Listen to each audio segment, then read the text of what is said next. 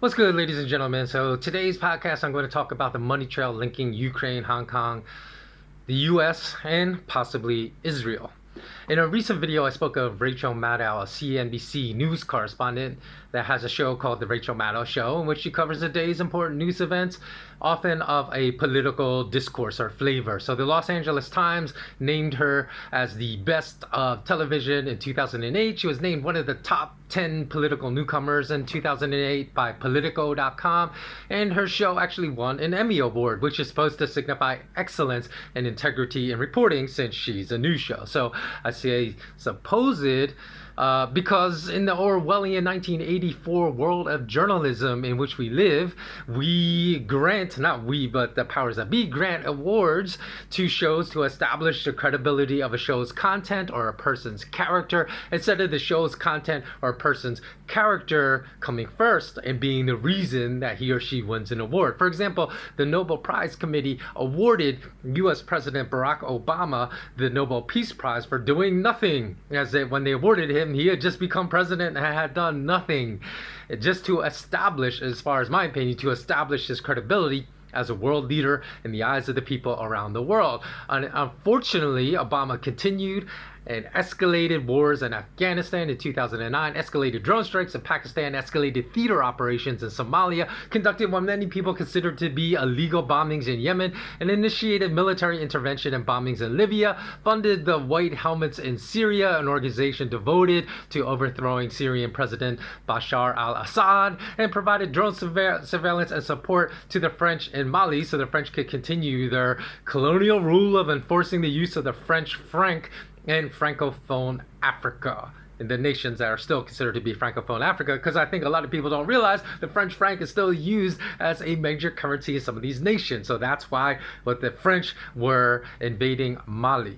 So the only peaceful resolution Obama made was his decision not to send military aid to escalate Ukraine and Russia tensions. So the indisputable facts are that Obama was very much a war president and not a peace president. So the Nobel Prize Committee also awarded Burmese leader Aung San Suu Kyi the Nobel Peace Prize. And at the time she was awarded, I believe she deserved it. However, recent reports of the Buddhist genocide of the minority Muslim Rohingya population and Aung San Suu Kyi's denial of these reports as quote-unquote fake news have resulted in many calls for the Nobel Committee to rescind and strip her of her awarded Peace Prize and to force her to return the monies awarded as a Nobel Peace Prize winner.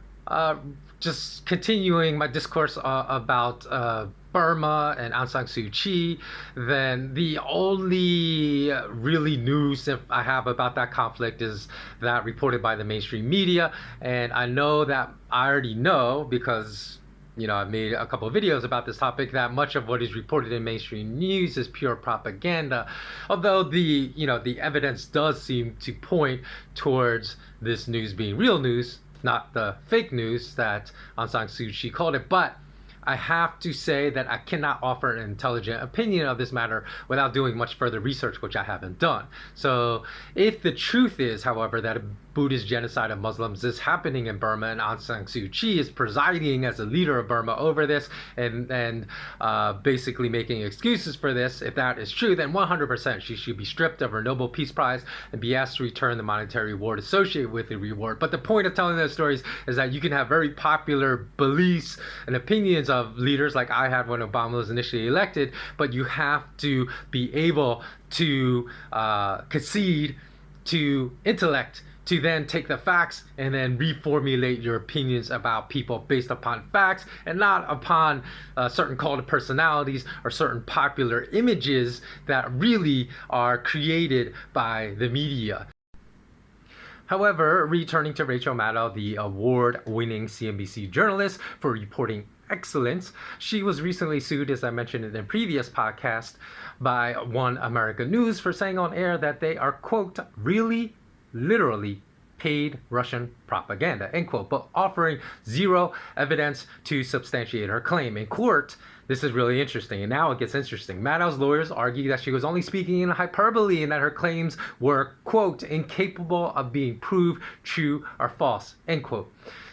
However, Maddow's use of the word literally and really implies that she's stating a fact. So her lawyer's arguments served as an admission in court under oath that Maddow is not really serving the role of a journalist on her TV show, but she's merely serving the role of a presenter or an actor, offering opinions as fact that may be completely, utterly false and untrue because she's just a paid actor and playing the role of a journalist. And therefore, any defamation lawsuit for utter lies should be thrown out of court and disallowed. Of course, the argument is completely without merit, as the great majority of people that watch her news show believe that when she's stating something is a fact, because her show is not fiction and is a news show, that indeed it is fact. So if she can just fabricate lies anytime she wants, then the show must be relabeled not as a news show, but truthfully as a fictional entertainment opinion show, which is essentially what all mainstream news shows are today. So for those that say, well, I'm not dumb enough to believe anything Rachel Maddow says, because you know that she's been outed as lying on so many different news stories before, the problem is that many of us who make that statement still source our beliefs from news reported by other mainstream outlets like the UK Guardian, Bloomberg, and Reuters that engage in exactly the same disinformation campaigns that have been executed by the Rachel Maddows of this world, but in much more subtle, less obvious ways that are harder to discern. For example, many times the lies reported in other mainstream media outlets involve unsubstantiated claims that are framed in words that make them seem as though they are facts, like using phrases like, quote, unnamed official government sources, end quote, or quote, numerous incredible reports, end quote, state that ABC is true. Meaning ABC is, any that could represent any event. ABC, this thing happened is true. Unfortunately, in many of these instances, just as with Maddow's fabricated statements, these statements are equally, quote, incapable of being proved true or false, end quote. The very argument made by Maddow's lawyers in their defense to be exonerated from lying. However, when such duplicitous wordplay is used by more respected mainstream news distribution services, even though they are incapable of being proven true or false, in many cases, the majority of us that read these stories believe them to be true when there is an equal or even higher probability that these stories are indeed false. But I covered this topic in great detail in my other video, so just search my YouTube channel, Mala Mala Ma, for the video titled "A Jew, a Buddhist, a Muslim, an American walked into a bar," to listen to this complete exposition.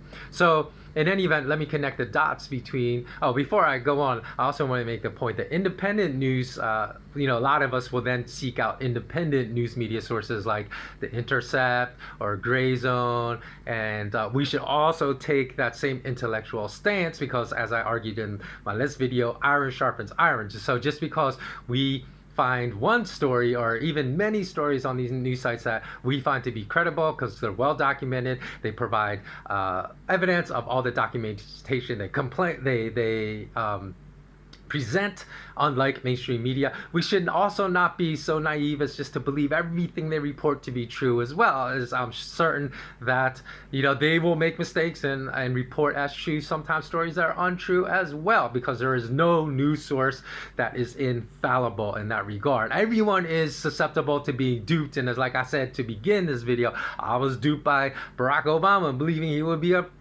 peace president until I saw that he engaged and escalated and started new wars around the world. So in any event, let me connect the dots between the Ukraine conflict with Russia, the Hong Kong conflict with China, and the US and Israel, because though you may believe there to be no connection between all these seemingly disparate political players, they are all connected on the same world stage. So to begin, we have to begin with a brief history of Ukraine's political turmoil, as understanding their history will be important to understanding the Ukraine conflict's direct connection to the Hong Kong protests. So as far as I can tell, to the best of my discernment from my research, and I spent several hours researching this topic, everything I'm going to tell you is facts as far as I can discern. Okay, so Ukraine President Yanukovych came to power in 2010 in an election that was judged overwhelmingly by international observers to be fair and free. So, however, Yanukovych soon fell out of favor with Ukrainian citizens and stated that he would move the date of democratic elections forward to appease strong protests against his political reign. But despite an alleged agreement between U.S. President Obama and Russian President Putin to respect this democratic process, in less than 2 days after their meeting in which they agreed that they would respect this democratic process, Yanukovych was ousted in a coup. So many political analysts have stated that Yanukovych's downfall started after he rejected a 2013 trade agreement with the European Union that would have required the Ukraine to abide by NATO regulations and to sever most trade ties with Russia. But Yanukovych instead insisted in continuing trade relationships with their largest trade partner in Russia over the EU. So many believe that European trade agreement that was presented to Yanukovych in 2013 was a backhanded way to bring Ukraine into NATO, to eventually bring them into the NATO alliance, as conditions of that trade agreement required Ukraine to abide by certain NATO regulations. So Yanukovych was forced to flee Ukraine for Crimea and eventually to Russia in 2014. Now, Ukrainian president, I'm sorry about these little video glitches. I don't know what's going on here, but Ukrainian President Petro Poroshenko signed the economic part of the Ukraine-European Union Association Agreement shortly after the coup to overthrow Yanukovych in June of 2014. But Poroshenko wasn't exactly a really popular president, as he only captured slightly under 55% of the vote in the first round. So Poroshenko promised to return Crimea also to Ukraine. Poroshenko, which I will get into the history of Crimea, because I believe a lot of Westerners believe a lot of the false narratives about Crimea as well. But Poroshenko proved to be largely unpopular after assuming the role of presidency in Ukraine among Ukrainian citizens. And when he ran for a second term in 2019, he captured only 24.5% of the vote, less than half of the vote he captured in the initial election. And the reason for that is that was reported, Ukrainian citizens largely desire peace with Russia, and they were tired of the conflicts and warmongering. So Ukrainian President Volodymyr Zelensky came to power in that 2019 election. In April 2019, again, that was overwhelmingly ruled to be a free and fair election by overwhelming 73% of the vote. However, and he came to power under, again, a peace directive to formulate peace between Ukraine and Russia, just as his predecessor before Poroshenko, who was, I just forgot, Yanukovych. Okay, so Zelensky arose to power over this very popular peace platform, but he was strongly opposed by a minority white supremacist neo-Nazi separatist faction in Ukraine that had once threatened to kill Yanukovych if he pursued peace with Russia. So there's no dispute that the neo-Nazis in Ukraine are racist and violent, as the FBI in the US even indicted 4 American white supremacists that had gone to Ukraine to train with this neo-Nazi faction called the Azov Battalion. And the FBI charged them, quote, in radicalizing United States-based white supremacy organizations. And we all know, end quote, and we all know that radicalizing means upping the violent tactics of US white supremacist organizations. So in turn, the US government has directly armed the Ukrainian neo-Nazi Azov Battalion in a proxy war with Russia, supplying them with anti-tank rocket launchers, sending U.S. military personnel to train Azov Battalion commanders in tactical warfare strategies in 2017. So this is well documented. And as I stated above, whereas President Obama perhaps is only one of his only successful peaceful foreign policy strategies denied U.S. military aid to Ukraine. When President Trump became the new president of the U.S., he reversed his policy and authorized $200 million in military weaponry and aid to the Ukrainian military. So those very familiar with Ukrainian security state that security around military supplies in the Ukraine is not up to par, and because there are Azov battalion sympathizers that hold high ranking in the Ukrainian military, that some of that $200 million in military weaponry coming from the US is almost guaranteed to end up in the hands of the neo-Nazis that hate Zelensky and want to see Zelensky dead. Because Zelensky wants peace with Russia, these neo-Nazis want war and for their separatism movement in Ukraine. So at the very minimum, we can conclude that the U.S. is heavily involved in trying to force regime change in Ukraine, whether that's through direct means or indirect. That's perhaps a point of contention we can argue about, but there should be no argument that there is U.S. involvement in supplying and funding the neo-Nazi separatist movement, anti-Russian movement in Ukraine. And as a result of the Western mainstream media, most Westerners have an extremely biased slant of the relationship, the true relationship that exists between Ukraine and Russia, and believe that the minority, neo-Nazi, violent view of complete independence from Russia, the separatist movement, is the majority opinion of all Ukrainians, and therefore believe that any peaceful talks for a strong relationship between Russia and Ukraine, that is the desire of their extremely popular President Zelensky, is an endorsement of a Russian takeover of Ukraine, which is a ridiculous way to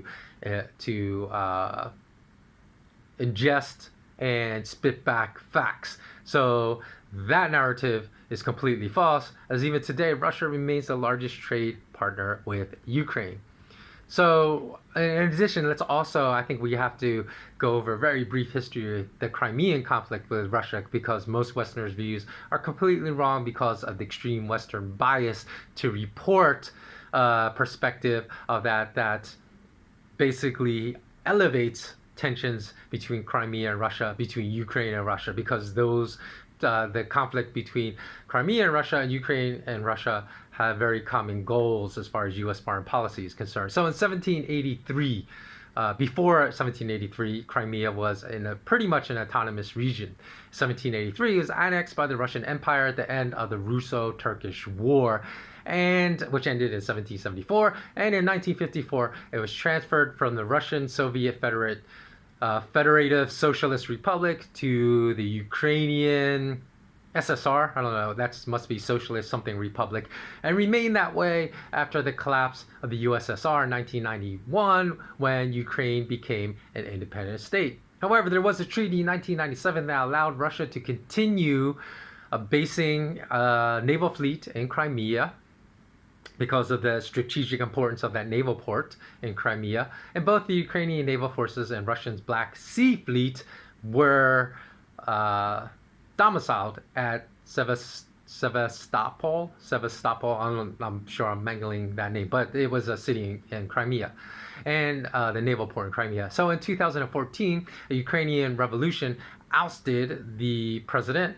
Russia annexed Crimea again, and this was reported to be a hostile takeover of Crimea by Russia, largely by the Western media. And I'm sure if you follow that event, you believe that this was a hostile act of aggression by Russia against Crimea. However, what was not reported was that the vote regarding the annexation of Crimea by Russia in Crimea, right? These are Crimean inhabitants, Crimean locals, passed by an enormous margin. In fact, 83% of all voters in Crimea turned out, and nearly 97% of the voters stated that they wished to rejoin Russia. Now, this was almost completely blacked out by all mainstream media outlets in the West and only reported by independent media outlets. So I would be shocked if you are a consumer of Western mainstream media and you knew that, because again, that is an enormously popular decision to have Russia annex Crimea. But that was reported in the West as this hostile act of aggression, and that Crimeans didn't want this. Now, even today, 2019, the attitude towards Crimea's reunification with Russia remains decisively positive, as another poll showed that 89%, if they voted to reunite with Russia in 2019, would cast their votes to reunite with Russia. So it hasn't come down that much, right? From 97 to 89%, and 93% still view the reunification in a positive light. And the reason for this overwhelmingly positive desire to reunify as far as Crimeans are concerned with Russia is because Crimeans have stated their quality of life has significantly improved since the Russian annexation in 2014. So this is really important to understand within the context of what is happening in Ukraine right now, as I believe that the exact same misrepresentation is happening in Ukraine as happened in Crimea, because the minority neo-Nazi separatist movement is being misreported as the wishes of the majority of Ukrainians by Western media. And this is obviously not the case. Again, as if this were the case, then 73% of Ukrainian voters would not have elected Zelensky, who is a pro-peace president, who doesn't want separation from Russia. So the separatist movement in Ukraine that is anti-Russian propaganda presented by Western mainstream media is in fact a very small faction led by white supremacist neo-Nazis that openly brand swastika tattoos. But though a small faction, as I stated, they're a very powerful faction due to the U.S. military financial support with this faction in Ukraine that has happened historically over recent years. So it'll be interesting to see actually how long Zelensky will last as president of Ukraine, and if there is a coup that happens shortly to an attempt to try to overthrow him. And this is why I said George Orwell's 1984 doublespeak of war is peace, slavery is freedom is definitely being spread and disseminated as a strategic methodology to influence Western minds by the Western mainstream media to brainwash many Western citizens and siding with violent racist Ukrainian neo-Nazis for their as a faction that's fighting for freedom against Russian tyranny in Ukraine, even though that totally misrepresents the feelings of the majority of Ukrainians, and the same thing in Crimea. So again, if we look at even the 71% of the popular vote by which Ukrainian President Zelensky was elected, no U.S. president ever in history has won by such a landslide of the popular vote. Even with presidents that were viewed as widely popular in their wins, like Bill Clinton and Barack Obama, they only respectively captured 43 and 51% of the popular vote. Even less than the 54% of the popular vote captured by Ukrainian President Poroshenko, who was not even that popular, and then obviously he fell out of disfavor very quickly and lost to Zelensky. So the Western mainstream media continually feeds the majority of the world through their domination of global media distribution services that falsehoods about what Ukrainians and Crimeans really want, and they present views that really the minority view as a majority view, and a lot of their narratives are patently false as far as I can discern from my research. Now, regarding how the neo-Nazi driven Ukrainian movement is connected to the Hong Kong movement, just last week Ukrainian neo-Nazis openly brandishing swastika tattoos on their necks joined Hong Kong protesters and posted photos, uploaded them to their Facebook page with the slogans "Stand with Hong Kong" and "Fight for Freedom." So the neo-Nazis whose photos have been posted in Hong Kong have been identified as members of the U.S.-funded neo-Nazi Azov Battalion. Apparently, due to idiotic photos posted by Ukrainian white supremacists like Sergei Filimonovin, and also another white supremacist that goes by the tag Maliar, they revealed that they gained entry into Hong Kong by posing as a journalist, even though they clearly are not journalists.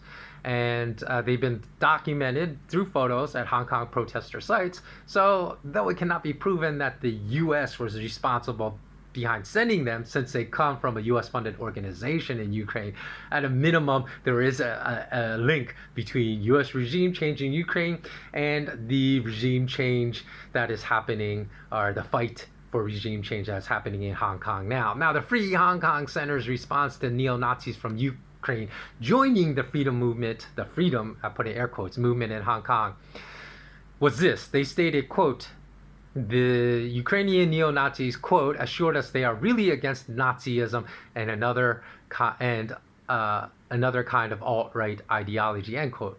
And a statement that basically demonstrates the low to non-existent intellect of the Free Hong Kong Center employees. Because if they're saying that visible swastika tattoos is a symbol of anti-Nazism, that really, I very rarely engage in verbal attacks against people, but really that is a symbol of straight idiocy.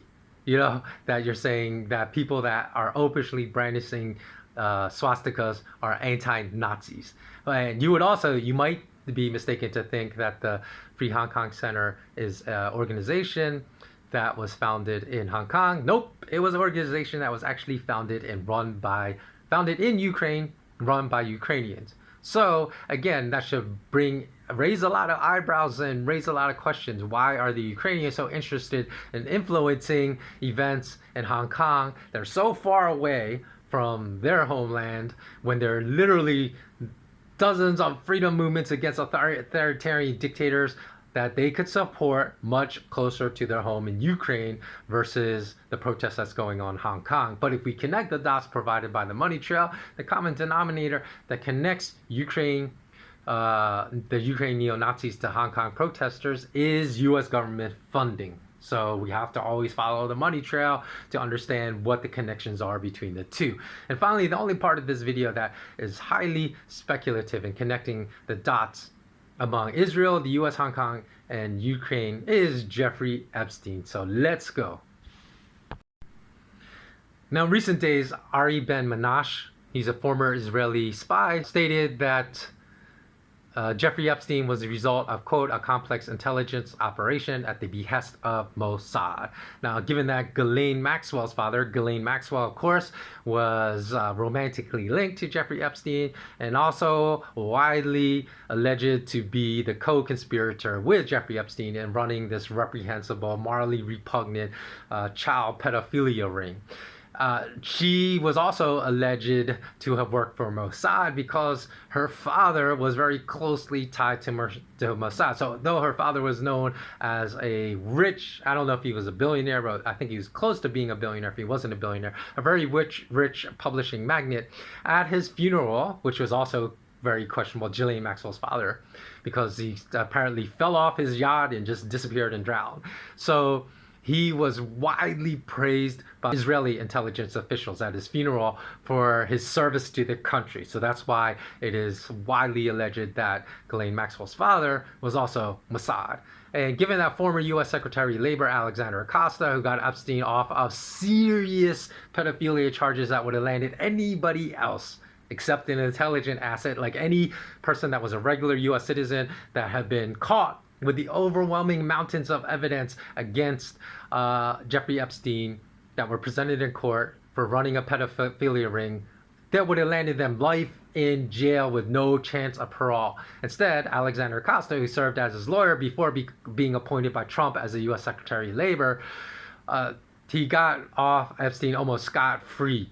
And he reduced those very serious charges to more lenient charges of solicitation of underage prostitution, which is a truly despicable charge that Alexander Acosta reduced that charge to because it labeled female child sex trafficking victims forced to have sex against their will as prostitutes. And also, when he was, in the realm of the public domain, when he was excoriated for getting Epstein off, just with house arrest where he's free to come and go during the daylight hours and only had to come and sleep under surveillance. Alexander Acosta said, well, the reason I argue for such a lenient sentence was I was told to back off because he was an intelligence asset.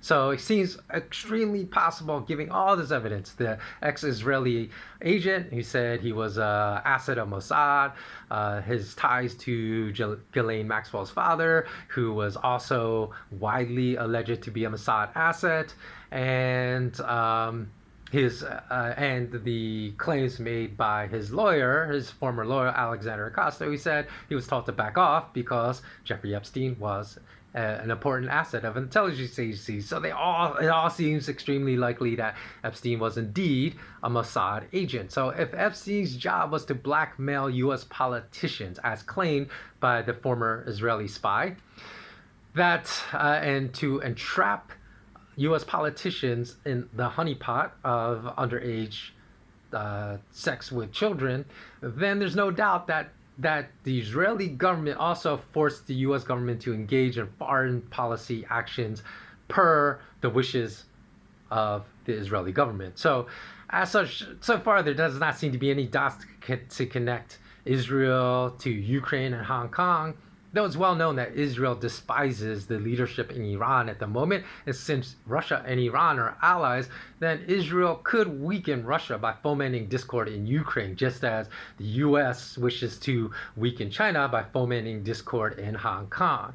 So it is possible that Israeli officials have directed U.S. officials to support neo-Nazis in Ukraine, maybe against their wishes if they have all this blackmail evidence. But if Epstein was indeed a Mossad agent used to blackmail U.S. politicians, then this also explains why Ghislaine Maxwell has been able to get off scot-free for her role in the world's most despicable pedophilia ring known to mankind to date. This would also paint Mossad tactics and the Mossad agency as despicable disgrace to humanity, as a blight on the face of humanity that should be totally disbanded, because they were willing, if this is true, the Israeli spies, the ex-Israeli spies allegations, if they're true, that means that they were willing to destroy the lives of at least hundreds, if not thousands of little girls, and throw the lives of these girls to the walls, forever ruin their lives for the sake of political gain, by allowing them to be trafficked through a child sex trafficking ring. And lastly, the directives given by Israel to U.S. lawmakers on whom Mossad had career-ending dirt must be investigated, must come to light as well, if these allegations are true, to understand what U.S. foreign policies, if any, have been completely driven by the Israeli government.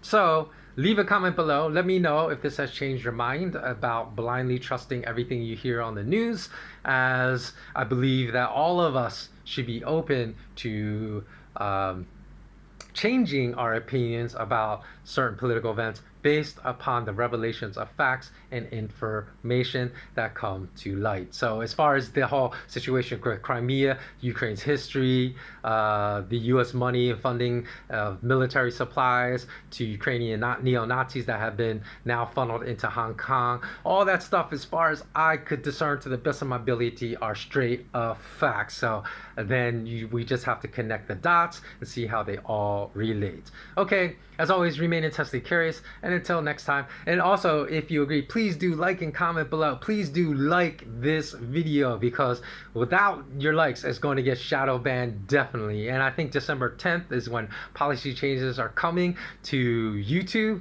I think it's YouTube, not Twitter, right? I think it's December 10th. So definitely be shadow banned after that day. So please do spread this and tell your friends and family to watch this, just to get us to, even if you disagree, but you agree with some of my points, just to get us to become more critically thinking and discerning creatures of habit, because that is super important to forwarding truth and propagating truth, because we're facing such a tsunami of propaganda in mainstream media today that we must bring any evidence of truth that fights against this massive tidal wave of propaganda to light as much as possible. So we can't just say, oh, I'm so sick of the mainstream news, and then do nothing to fight against it. You have to be an active participant in the fight to bring truth to light. So have a beautiful day, and as always, bless up.